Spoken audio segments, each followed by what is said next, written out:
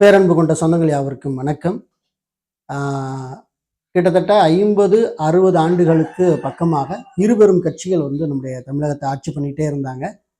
தற்போது ஒரு புதிய மாற்றம் என்னென்னா, தமிழக வெற்றி கழகம் அப்படின்னு ஒரு கட்சி ஆரம்பித்து திரை நட்சத்திரமாக இருந்த திரு ஜோசப் விஜய் இன்னைக்கு ஒரு முதலமைச்சர் ஆகியிருக்காரு. முதல்ல நம்ம சேனல் சார்பாக அவர் முதலமைச்சர் ஆனதுக்கு வாழ்த்துக்களை தெரிவிச்சுக்குவோம். ஏன்னா அவர் முத மேடை ஏறி அவர் பேசும்போது சில விஷயங்களை அவர் சொல்லியிருக்காரு. என்னென்னா, பெண்களுக்கான பாதுகாப்பு நம்ம உறுதி செய்யப்படும், அது மட்டும் இல்லை மருத்துவம், கல்வி, இது சம்மந்தமாக நாங்கள் கவனிப்போம். அது மட்டும் இல்லை, நான் சொன்ன திட்டங்களை எல்லாம் ஒன் பை ஒன்னாக நான் அதெல்லாம் நடைமுறைப்படுத்துறதுக்கு நான் முயற்சி பண்ணுறேன். தற்போது அரசு கஜானா ரொம்ப காலியாக இருக்குது.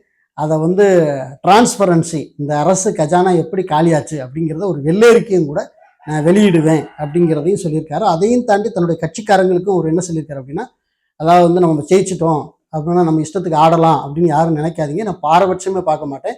8 கோடி மக்களும் என்னுடைய மக்கள் தான். அதனால் நான் பாரபட்சம் இல்லாமல் சில விஷயங்கள்லாம் நான் செய்ய வேண்டியிருக்கு அப்படின்னு சொல்லி அவர் பயங்கரமாக பேசினார். பயங்கரமான ஒரு என்ன சொல்கிறது, அதை கேட்ட உடனே முத MK ஸ்டாலின் அவங்க அப்படி பேசும்போது, நான் சட்ட ஒழுங்கு என் கையில் இருக்கும், இரும்பு கரம் கொண்டு அடக்குவேன் அப்படின்னு சொல்லி முத பேசும்போது உண்மையில நான் பயங்கரமாக இருக்க போதுன்னு நினச்சேன். ஸோ அது போல் இருக்காது அப்படின்னு நான் நம்புவோம். ஓகே, இவர் செயல்முறைப்படுத்துவார் அப்படின்னு நினைக்கிறேன். ஓகே, இவர் பதவியேற்ற போது ஒரு 3 திட்டங்களுக்கு கையெழுத்திட்டு இருக்கிறாரு. அந்த 3 திட்டங்கள் என்ன அப்படிங்கிறதான் இன்னைக்கு இந்த வீடியோவில் நம்ம பார்க்க போகிறோம். இப்படி அரசாங்கம் வெளியிடக்கூடிய திட்டங்கள், சட்டங்கள், இது எல்லாமே தொடர்ச்சி நம்ம சேனலில் அவங்க வெளியிட நம்ம சேனலில் வெளியிட்டுக்கிட்டே இருப்போம். அதனால நம்ம சேனலை இப்போ தான் நீங்கள் புதுசாக ஃபாலோ பண்ணுறீங்கன்னா மறக்காமல் சப்ஸ்கிரைப் பண்ணி சப்போர்ட் பண்ணுங்கள். பெல் ஐக்கானை கிளிக் பண்ணி வச்சுக்கோங்க. நோட்டிஃபிகேஷன் உங்களுக்கு அடிக்கடி வரும் அப்படிங்கிறதையும் சொல்லிக்க விரும்புகிறேன். சரி, வாங்க வீடியோக்குள்ளே போகலாம்.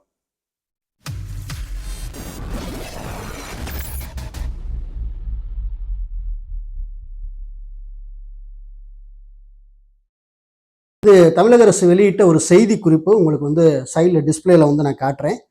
செய்தி வெளியீட்டு எண் 2, நாள் 10/5/2026. செய்தி வெளியீடு என்ன அப்படின்னா, மாண்புமிகு தமிழ்நாடு முதலமைச்சராக திரு ஜோசப் விஜய் அவர்கள் பொறுப்பேற்ற பின்பு 3 முக்கிய அறிவிப்புகளை நிறைவேற்றிடும் வகையில் அரசாணை கோப்புகள் கையெழுத்திட்டு இருக்கிறாரு. மாண்புமிகு தமிழ்நாடு ஆளுநர் திரு ராஜேந்திர விஸ்வநாத அர்லேக்கர் அவர்கள் இன்று 10/5/2026 சென்னை ஜவஹர்லால் நேரு உள்விளையாட்டு அரங்கில் நடைபெற்ற அமைச்சரவை பங்கேற்பு விழாவில் திரு ஜோசப் விஜய் அவர்களுக்கு தமிழ்நாடு முதலமைச்சராக பதவி பிரமாணம், ரகசிய காப்பு பிரமாணமும் செய்து வைத்தார். அதனைத் தொடர்ந்து மாண்புமிகு தமிழ்நாடு முதலமைச்சர் திரு ஜோசப் விஜய் அவர்கள் தமிழக வெற்றி கழகத்தின் தேர்தல் அறிக்கையில் இடம்பெற்றுள்ள வாக்குறுதிகளை நிறைவேற்றும் வகையில 3 முக்கிய அரசாணை கோப்புகளை அவர் கையெழுத்திட்டிருக்கிறார். அதன் விவரங்கள் பின்வருமாறு: 1. 2 மாதங்களுக்கு 500 யூனிட்டுகள் வரை மின்சாரம் பயன்படுத்தும் வீட்டு நுகர்வோர்களுக்கு 2 மாதங்களுக்கு 200 யூனிட் கட்டணமில்லா மின்சாரம் வழங்கப்படும் சொல்லியிருந்தாங்க. இதுல நிறைய பேர் வணிகம் கிடையாது, வீட்டு உபயோகம் அப்படிங்கிறத சொல்லியிருக்காங்க. இந்த கையெழுத்து போட்ட அடுத்த செகண்ட் பயங்கரமான சர்ச்சை வெடிச்சிச்சு. என்னன்னா, 500 யூனிட்டுக்கு கீழே மட்டும்தான் ஃப்ரீயா அப்படிதான் சொல்லியிருக்காங்களா? அப்ப 500 யூனிட்டுக்கு மேல பயன்படுத்துற யாருக்குமே ஃப்ரீ கிடையாதா? மொத்தம் 500 யூனிட்டுக்கும் மேல சேர்த்து தான் பணம் கட்டணுமா அப்படிங்கிற சர்ச்சை பயங்கரமா இருந்துச்சு.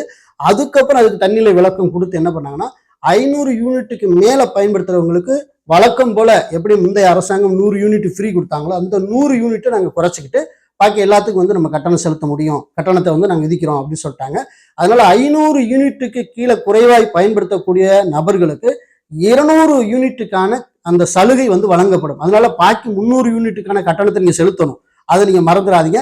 200 யூனிட் தான் உங்களுக்கு ஃப்ரீ. அதை தாண்டி நீங்க 200லேருந்து அடுத்து 300 வரைக்கும் வரக்கூடிய அந்த யூனிட்டுக்கு கண்டிப்பா 300 யூனிட்டுக்கு நீங்க பணம் கட்டணுங்கிறத மறந்துடாதீங்க. ஓகே, இது திட்டம் 1. திட்டம் 2 என்னன்னா, பெண்களிடையே நம்பிக்கை ஏற்படுத்தவும், பெண்களின் பாதுகாப்பினை மேம்படுத்தவும் போதுமான ஆளுநர், அதாவது பணியாளர்கள் மற்றும் அதிநவீன வசதிகளுடன் கூடிய சிங்கப்பெண் சிறப்பு அதிரடி படை மாநிலம் முழுவதும் உருவாக்கப்படும். இதன் மூலம் பெண்களின் பாதுகாப்பு தொடர்பான புகார் மீது உரிய நடவடிக்கை விரைந்து எடுக்கப்படும் அப்படின்னு சொல்லியிருக்காரு. ஓகே, இது 2வது திட்டம். அந்த திட்டத்தை இம்ப்ளிமெண்ட் பண்ணியிருக்காங்க. 3வது, தமிழ்நாட்டில் போதைப் பொருட்கள் தொடர்பான குற்றங்களை தடுத்து கடுமையான நடவடிக்கைகளை எடுக்கும் பொருட்டு அனைத்து மாவட்டங்களிலும் மாவட்டத்திற்கு 1 வீதம் 37 காவல் நிலையங்களும் அனைத்து மாவட்டங்களிலும் மாவட்டத்திற்கு 1 வீதம் 37 காவல் நிலையங்களும் 9 மாநகரங்களில் உள்ள காவல் நிலையங்கள் தலா 1 வீதம் 28 காவல் நிலையங்களும் என மொத்தம் 65 போதைப் பொருட்கள் தடுப்பு படை அமைக்கப்படும் அப்படின்னு சொல்லியிருக்காங்க. இந்த செய்தி குறிப்பு பார்த்தீங்கன்னா மக்கள் தொடர்புத்துறை சென்னை 9 வெளியிடப்பட்டிருக்குது. இதோட நகல் உங்களுக்கு வேணும்னா இந்த வீடியோக்குள்ள டிஸ்கிரிப்ஷன்ல கொடுத்துருக்கிறேன். ஆகவே இந்த 3 திட்டத்திற்கும் தற்போது முதலமைச்சராய் பொறுப்பேற்றுக் கொண்டிருக்கிற திரு ஜோசப் சி விஜய் அவங்க கையெழுத்து போட்டிருக்கிறாங்க. ஓகே, இனி அடுத்தடுத்து என்ன வரும் அப்படிங்கிற நம்ம பார்க்கலாம். அடுத்த 2 திட்டங்களை இம்ப்ளிமெண்ட் பண்றதுக்கான ஆலோசனை நடந்துகிட்டு இருக்கதா தகவல். ஒன்று, பெண்களுக்கு மாதம் தோறும் 1000 ரூபாய் முந்தைய அரசு கொடுத்துட்டு இருந்தாங்க. தற்போது இவங்க 2500 கொடுப்போமா, இதுக்கு நிதி இருக்குமா அப்படின்னு ஆலோசனை பண்றாங்க. 2வது, முந்தைய அரசாங்கம் பெண்களுக்கு இந்த லோக்கல் பஸ்ல மட்டும் ஃப்ரீ விட்டாங்க. இப்போ இவங்க தமிழ்நாடு அரசு போக்குவரத்து கழகத்தில் எல்லா பெண்களும் எங்கே வேணாலும் போயிட்டு வரலாம் ஃப்ரீன்னு சொல்லியிருந்தாங்க. இந்த 2 திட்டத்தையும் அமல்படுத்த முடியுமா, அதற்கான நிதி இருக்கா அப்படின்னு அலுவலர்களை வரவைத்து, அரசு அதிகாரிகள் வரவைத்து திரு ஜோசப் விஜய் முதலமைச்சர் அவங்க ஆலோசனை பண்ணினதாக தகவல் வெளியாகிருக்கிறது. ஓகே, அடுத்து என்னென்ன திட்டங்களுக்கு கையெழுத்து போடுவாங்க அப்படிங்கிறத பார்க்கணும். அதுக்கிடையில 13ஆம் தேதி பெரும்பான்மையை நிரூபிக்கிறதுக்காக ஆளுநர் சொல்லியிருக்காரு. அந்த பெரும்பான்மையை நிரூபிச்சு அந்த கதையை முடிச்சுட்டாங்க அப்படின்னா நிச்சயமாக ஆட்சியில எந்த விதமான பிரச்சனையும் தொடராது. இல்லை என்றால் அந்த ஆட்சியில முன்ன பின்ன கருத்து முரண்பாடுகள் வந்து கொண்டே தான் இருக்குது. இப்போ பாத்தீங்கன்னா இந்த தேசிய கீதம், அதுக்கப்புறம் பார்த்தீங்கன்னா முன்னாடி பார்த்தீங்கன்னா வந்தே மாதரம், இது 2ஐயும் பாடிட்டு அதுக்கப்புறம் தான் தமிழ் தாய் வாழ்த்து பாடினாங்க பதவியேற்பு விழாவில் அப்படிங்கிற ஒரு சர்ச்சை போயிட்டு இருக்குது.